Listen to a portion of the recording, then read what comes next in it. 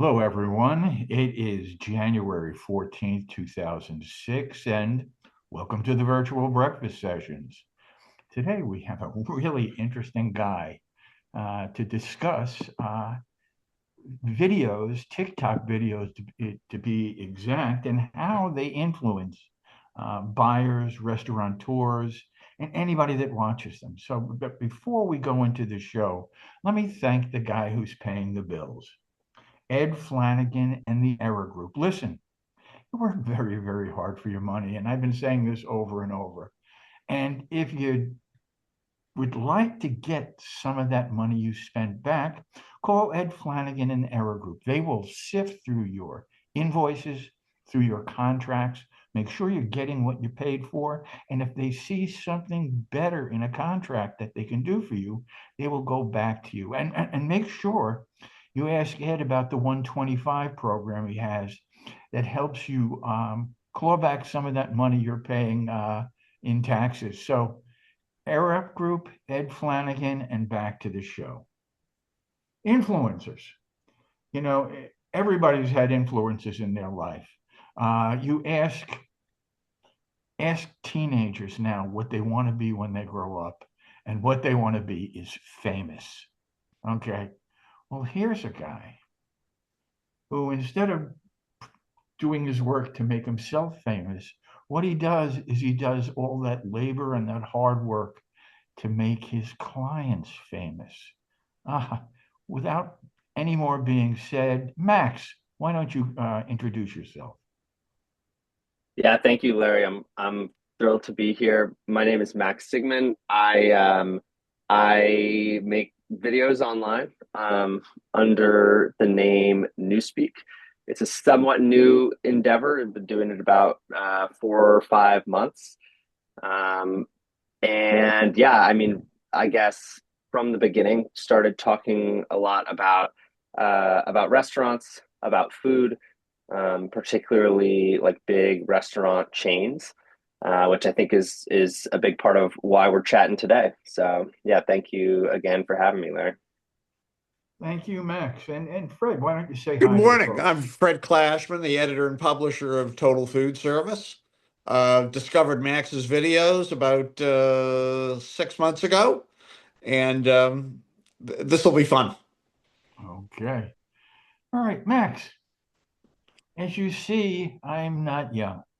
I'm one of those boomers who don't understand all of this stuff. Please, Max, enlighten me.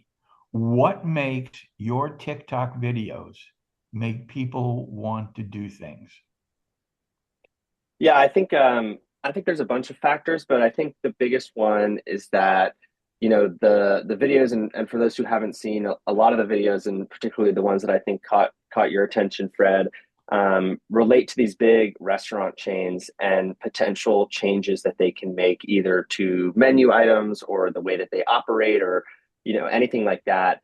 I think the big thing that makes them work is not actually, frankly, it's very little to do with the advice that I'm giving the restaurants. I think it's more to do with just opening a forum in which the people who are out there who really care about these restaurants can chime in and provide their own feedback. I sort of view it as setting the stage for a conversation about these restaurants. And so a good example would be, I make a video of saying, here's 5 things, that I would do to help Panera Bread, right? And those 5 things might be brilliant. They might be terrible ideas. It almost doesn't matter in a lot of cases because the real action is in the comment section where you have people who really care deeply, connect deeply with Panera, who are chiming in, talking about ideas that they have about the restaurant. And so personally, I think that's the biggest factor that makes a lot of them work.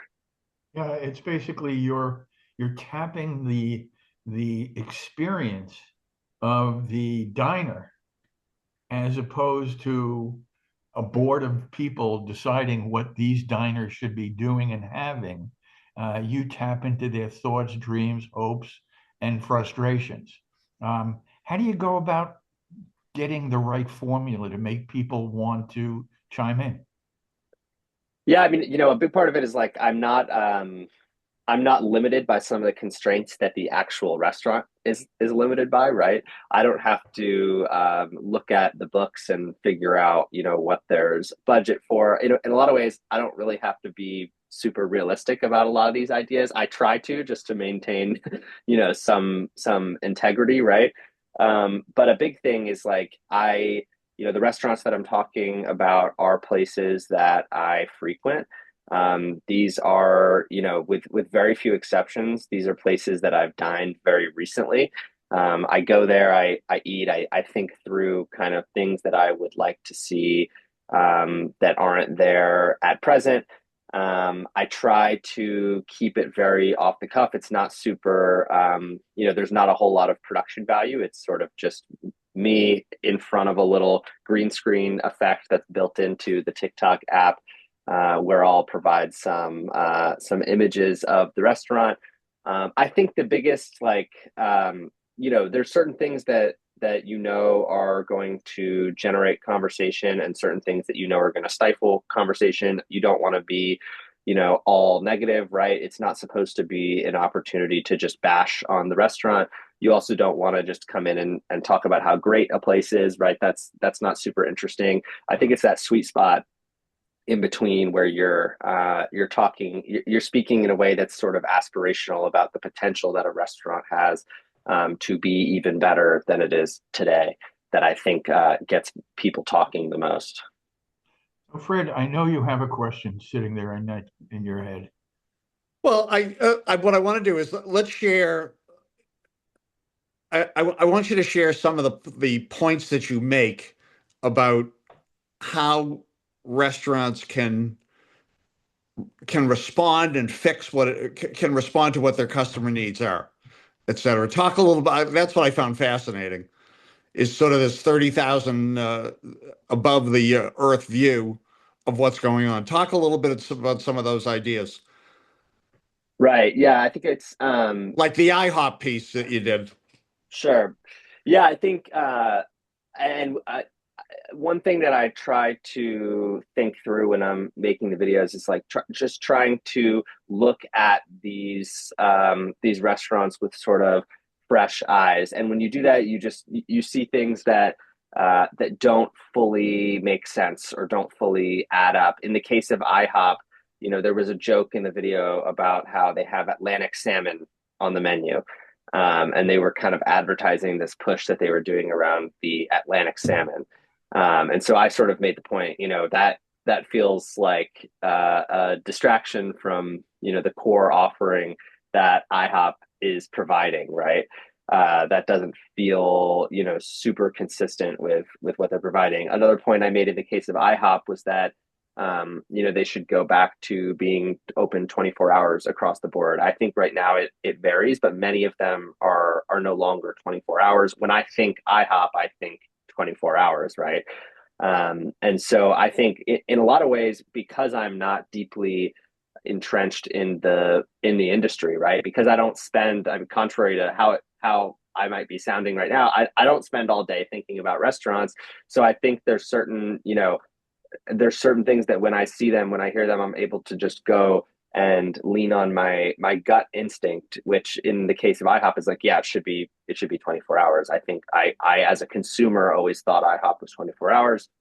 Why is that no longer the case? Now, again, it goes back to what I was saying before, right? I'm not constrained by a lot of the realities of operating a restaurant. I'm sure there are good reasons Yeah, why it's not open by 24 a hours. $30 minimum wage that you might have to pay somebody between midnight Exactly. and 6 in the morning. Exactly. But So, the way that I view it is like um, I'm providing this sort of instinctual feedback, and maybe somewhere in there, if you're the restaurant, there is like a grain of insight that you can take from that, right? You're not gonna hear that people want IHOP open 24 hours and just make that change overnight. But maybe there is something that you can sort of take away from that feedback, or that you can keep in mind going forward to, maybe that influences other decisions that you make. or the nimbleness of a franchise group having to meet in order to work that out with corporate to make it happen. So you're not restrained by that, by the Right. reality of running the business. Exactly. Right. Yeah. So I have to remind people of that constantly, that these, it's one thing to have an idea, and maybe it's even a good idea, but it's a whole other thing to put it into Yeah. practice. Yeah. Okay. So let's talk about the steps you do when you do from idea to actually putting the program together. To now, do you respond to the people who make comments in TikTok, or is it just that it's a one-way conversation? Yeah, I try to. I try to. A lot of times, the if if a video does really well, the comments kind of take on a life of their own, and there ends up being all sorts of movements and arguments, disagreements, or just conversations that take place in the comments completely independent of my participation. I will often read them. I will often respond to people who are making points that I agree with, points that I disagree with. At a certain point, if a video does really well, again, it takes on a life of its own. It's bigger than you at that point. But up until a certain point, you can definitely participate in the conversation. Okay, and where do you get your ideas? Yeah, I mean, honestly, I it's like I was saying, I try to go eat at the restaurant, and I just kind of have my notes app open, and I'm looking around, and I'm trying to I'm trying to think through, like, my frame of mind, generally speaking, when I'm in there, is what do I perceive the value proposition of this restaurant to be, and how is that lining up with what I'm observing while I'm sitting down and eating, right? I'm not, you can't evaluate every restaurant in a vacuum, right? These are big chains that are trying to oftentimes, feed people for as low a cost as possible. You can't compare them to one another. You can't compare them to other types of restaurants. I try to just sit there and say, like, okay, well, what do I think? What is Panera telling me that they're providing? What is Panera trying to convince me that they can have to offer, that they have to supplement my life and my diet, and then how does that line up with the experience that I'm having here in the restaurant? So basically, you're the old poll taker. You come up with an idea, and all your viewers vote by giving their comments. Do do do, do corporations, restaurant chains ever contact you and say, "Listen, we're having a problem with this. Can you devise a TikTok or a series of TikToks that will help us iron this out?" Yeah, it's interesting. Like, I've had a couple small independently owned restaurants that have reached out. I think it's tricky because a lot of the feedback that I'm giving, it's not always positive, right? And Uh-huh. so I think it's a scary concept if you're the owner of a big restaurant chain, or if you're on the leadership team somewhere, to have me come in and make a video, because it's not always positive, and it shines a light oftentimes on areas where the restaurant might be weak. Even if I'm not doing that personally, the people in the comments are oftentimes doing that. So it doesn't surprise me that my inbox is not flooded with restaurant chains who are asking me to make videos about them. Uh, it's one thing if the comments are about, oh, the food made me sick. It's another comment that sometimes management, because the fact that they're so focused on what they have to do today, misses that little fine point that you might be able to pick up in your videos. That, there's just something in this one restaurant, that drives you crazy. Maybe Right, somebody's turned off by Moe's Southwest, and they walk in, everybody goes, "Welcome to Moe's," and they jump out of their skin.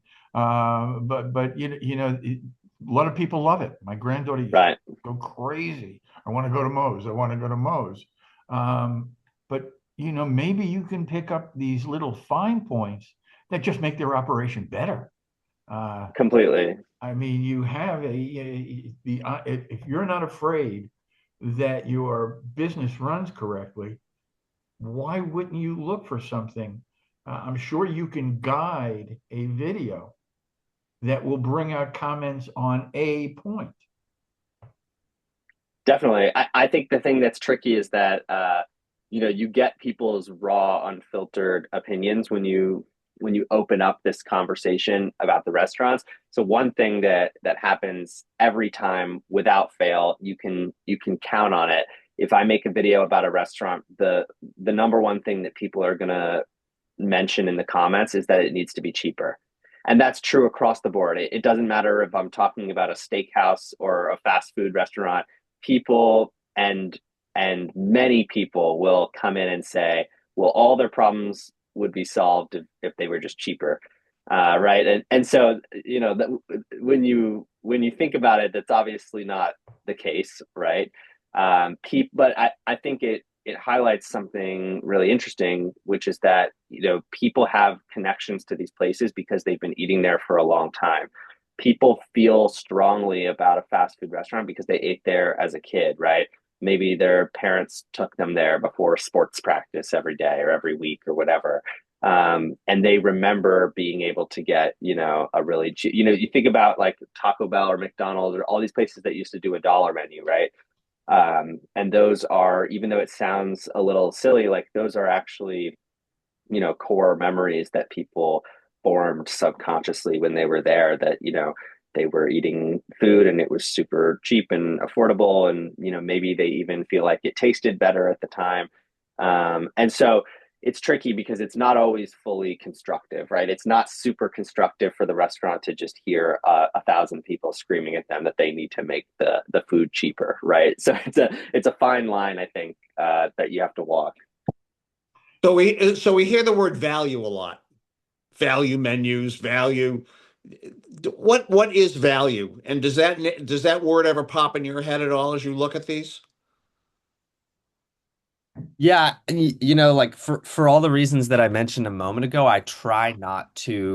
um I try not to comment on it because it feels like such low-hanging fruit, right? Yeah. If it were like when I try to give restaurants the benefit of the doubt. Like I think about McDonald's, I think with their sitting around trying to figure out how they can get people, these meals for as cheap as possible, because that's the whole point of their existence. I think a lot of people look at it a little bit differently and they think that the restaurant is sort of trying to screw them over for one reason or another. Like the restaurant is trying to, wring them dry effectively. I I don't know that that's often true when it comes to these fast food restaurants. Like, I think McDonald's is well aware that if they could bring back the dollar menu, that they Yep. would do really well, right? Like I think in a And weird again, way. remember the minimum wage at the time of this dollar menu was probably a dollar and a half or $2. Right. So it's I mean, now 15, 20, 25 bucks, etc. It's we're living in a different world yeah, than we were, and that's just the reality. And when you see these, a lot of people feel very strongly that a lot of these restaurants are overpriced. And I think when you actually sit down and look at some of the numbers and do some back of the napkin math, you realize that it is still pretty remarkable that you can get, a loaded up cheeseburger at Burger King for $3. Like let's not lose sight of that, right? right. If you want to talk about value. So for that reason, I try not to talk too much about prices. That being said, like there are times where things do seem to not add up, right? Where things are priced relatively egregiously. In the case of IHOP, you mentioned the IHOP video, Fred. There were a lot of people in the comments who were breaking down the cost of the raw ingredients to make a pancake. Um, and when you start to actually think about what it takes to make a pancake, especially doing it at the scale that IHOP is doing it, that actually was the first time where I was like, okay, yeah, maybe $12 a lot of money to pay for a pancake that could very well have cost, 30 cents to make. But it's all But I'll bet if you looked at the rent, the overhead, etc., sure. Of course. I think you'd be shocked. Of course. This all goes back to marketing. The same people that are complaining about a $12 breakfast at IHOP will turn around 3 hours later and spend $9 on a cup of coffee at Starbucks. Yeah. Right. Okay, why can they do that and think that the breakfast is a ripoff? It's the marketing.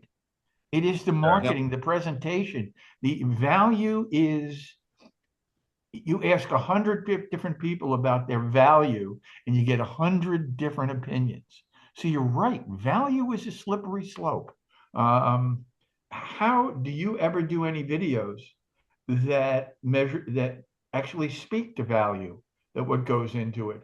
Do people understand why something they can make at home for $1.79 costs $10 in a restaurant? Because Right. mom Yeah. isn't making it for you. Right, right, exactly. Yeah, it's hard because I also have to balance the entertainment value of the video, right? So I find that there's certain things where you start talking about them and people start scrolling, right?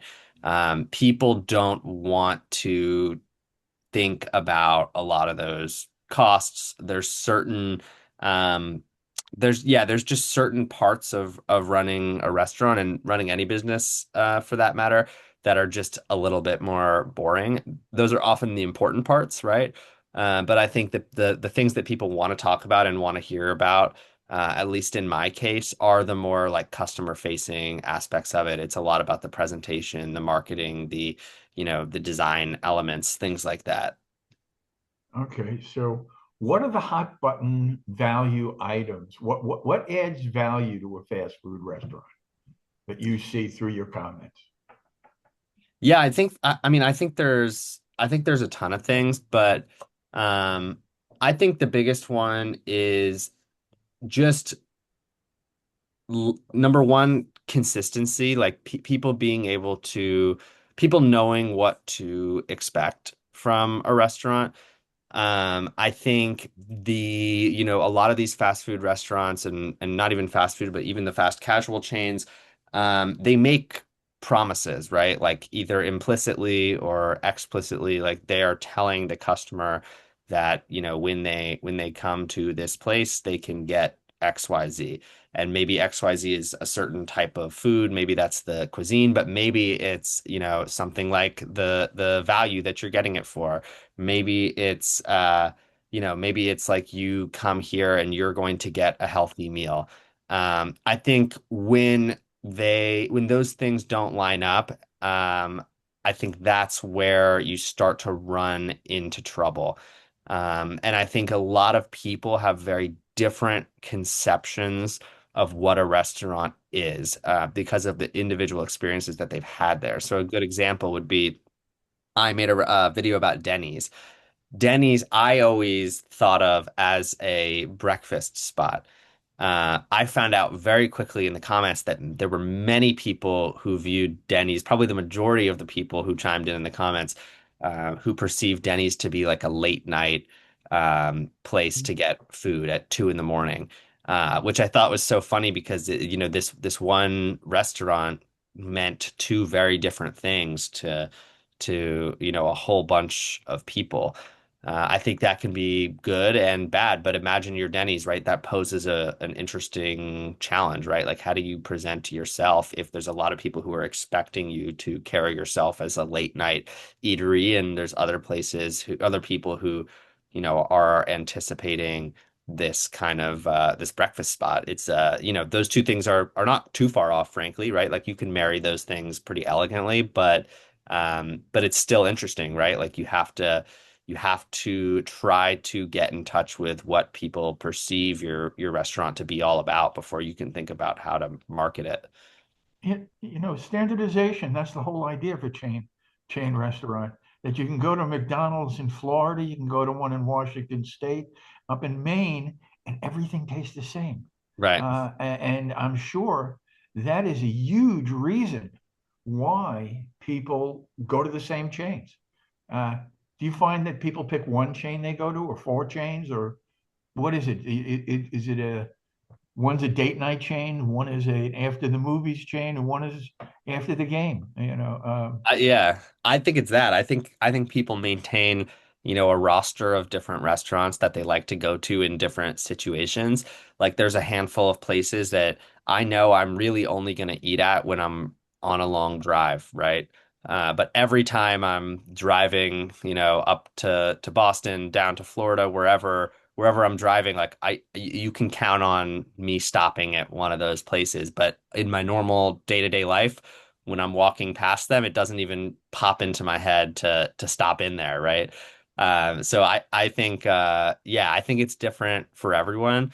And then there's also, a whole lot of people who actually eat at these places every meal, right? Like there's a lot of people, especially young people, who aren't cooking their own food at all, right? So they're actually they're eating out, every meal. The only way to do that and do it in a way that is economical, or at least even remotely economical, is to go to, these chain restaurants, right? Yeah, yeah. Do any of these restaurants have loyalty programs? Is that anything that comes out? I think they all do. I think they all do to varying degrees of success. I think that especially a lot of the fast casual spots, you look at like a Sweet Green or a Chipotle or wherever, they certainly push loyalty programs, but they all have them, right? Like Starbucks, McDonald's. I think I love the idea of a loyalty program. I'm a sucker for a loyalty program. I'll join pretty much all of them. Panera actually, I think, has a notably good one in my opinion. I think the rewards are pretty generous. But that's actually something that's come up in comments before too, is people feeling like the loyalty program is just not worth it. Oh, okay, okay. What about the other question I'm interested in is how much of the brand equity happens in a local franchise unit? In other words, it's great to talk about traveling all over the place, but don't most of the consumers at most of these places, aren't they eating in the same unit week after week, et cetera? And so is there do you find a noticeable difference with the type of people that work in these places, et cetera, and the impact they have on creating that relationship with the brand? Definitely. I think the calculus has changed a little bit with all the delivery apps. A lot of people aren't stepping in the store at all to get their food, right? I think that it certainly used to be true that people would, frequent the same location over and over again. But I think a lot of it comes down to the service that people receive at the individual location that they're eating at. Sometimes, some franchises are a little more flexible with their franchisees and allow them to take certain liberties. So you might actually get, completely different service at different locations, or different menu items, or different hours, right? In the case of IHOP, as I was saying, like some of them are 24 hours, some of them aren't. I do think a lot of it comes down to that. And then there's certain places where, there are problems that exist that people would assume they would assume that the employees are to blame. But then you start having these conversations on underneath the videos, and you realize, oh, this is actually a problem that persists across all of this restaurants' locations, and that becomes very interesting, right? You think about the question of service. If there's a place where there's notably bad service, and it's true across 1,000 locations across the country. Well, maybe perhaps the employees aren't to blame, right? It's a red flag for a training issue. Exactly. I know. All right. So is the future that you see, do you envision automation and robots in these places, given the challenge of being able to provide this food at a certain price point? Or do you think that there will still be human interaction in these restaurants? Yeah, I think it's inevitable. Yeah. I think the automation is coming, and um, you can feel however you want to feel about it. But at the end of the day, when You can't ask people who are running a business to sort of deliberately take steps to make that business less efficient, right? So when it comes to assembling a bowl at one of these restaurants, there are already and there will continue to be robots who are very well equipped to do that. The bigger Yep. question in my mind is at what point will the consumer start to make certain demands with their wallets with regards to, human involvement in the creation of their food. There's all sorts of studies that show that people actually report spending more money and enjoying their food more when there is a human touch to it, right? It's the same reason why we perceive meals that are microwaved to be, of a certain quality, right? Subconsciously we don't like the idea of pressing a button and receiving food.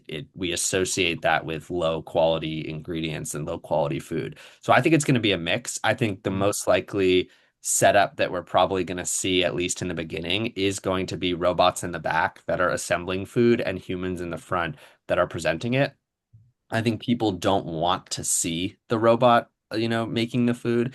I think it's going to be a situation where you order an acai bowl, and in the back, the robot is assembling it. And then there's a human who's going and providing that high touch service where they literally take the bowl, maybe sprinkle some coconut on top and hand it to you. And I think psychologically that will be enough to sort of quench the consumer's desire to just see a human in the mix. But then the advantage is you're still operating a restaurant with much lower overhead, right? Because you're able to automate a lot of that. And I would like to think, and I would like to hope that this will open up more opportunities for humans to take on different, big picture, different managerial kind of roles in the restaurant. I would like to think that Hmm. those robots aren't just simply replacing the humans and putting them out of work, right? But I think that's yet to be seen. Well, you talk about putting them out of work. If costs get too high, the restaurant closes. So it puts everybody out of work. Right. So, but Exactly. but talk about automation.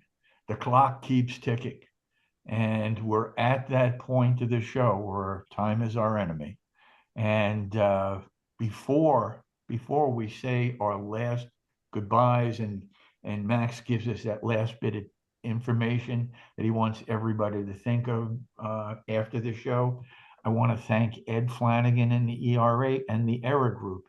Listen, if you want to have your socks blown off, call the Error Group, Ed Flanagan at the Error Group, and ask them about the 125 program.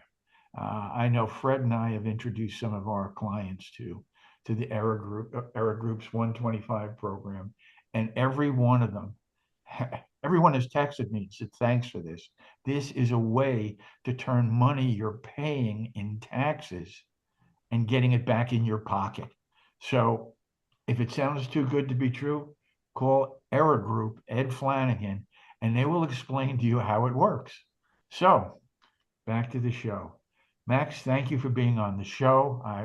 You opened an old man's eyes to what be done with a little 90-second video. So give a one last bit of information, something people should remember when they look at a TikTok video. Yeah, I would say two things. Number one, if you help operate a restaurant, I think take those videos seriously, not necessarily at face value, right? Not what the person's saying, but read the comments and see what other people are agreeing with and disagreeing with. If there's a couple thousand people who feel a certain way about something you're doing or not doing, it's at least worth having a conversation about. So I would say take those videos seriously, perceive them as conversations, not these recommendations that are sort of written in stone. And then, the same is true on the other side. If you are someone who frequents a restaurant, you should know that these people who operate the restaurants are really just a call away, a video away, right? An email away, whatever your preferred means of getting in touch with someone is. The world is very small and people see the videos. They may not always respond, but I have it on pretty good authority that a lot of these restaurant owners are seeing these videos that are being posted. They're reading the comments, so I think that's a really powerful thing if you're someone who feels strongly about food and fast food in particular. Okay, thank you. So one last question, Max. Restaurants that are getting it right, what are they doing? I think the next thing that we're going to see in 2026 and beyond, I think a lot of the restaurants that are going to do really, really well are going to be the ones that do one thing exceptionally well. We see it, here in New York, where I am, a lot of the most popular spots to get a cheap bite to eat in the city are places with no menu, right? There's just one thing that they do. They just make falafel pita and they do it really, really well. And people have come to really appreciate that. I think you start to see that on a bigger stage too. You look at a place like Raising Cane's, right? The menu's a little bigger than that, but like people go there to get these chicken fingers. And they do it really, really well, and they've been able to build a really strong identity around it. So that would probably be my piece of advice would be like focus on the one thing that you do better than anyone else does. It's really easy then to get the message across to consumers and to set those expectations. Thanks again. So, Fred, one bit of information. Oh, I think Max just answered it. That's my question. That's the takeaway. Do one thing really well. Okay. In listening to Max, don't just look at your own videos, restaurateurs. Nobody's problems are unique. They're shared by all restaurants. So if you're flipping through, you're on Facebook or you're on Instagram or any of those social media platforms, when you see a restaurant video, look at it, see what's working, see what isn't, because there's something in your restaurant about that is the same as what they're talking about. Oh, that's it. We'll be back next week, and I look forward to seeing you then. But until then, everybody, stay positive, test negative. I'll see you next week. Thanks, Max. Thank you, Max. Thank you, guys.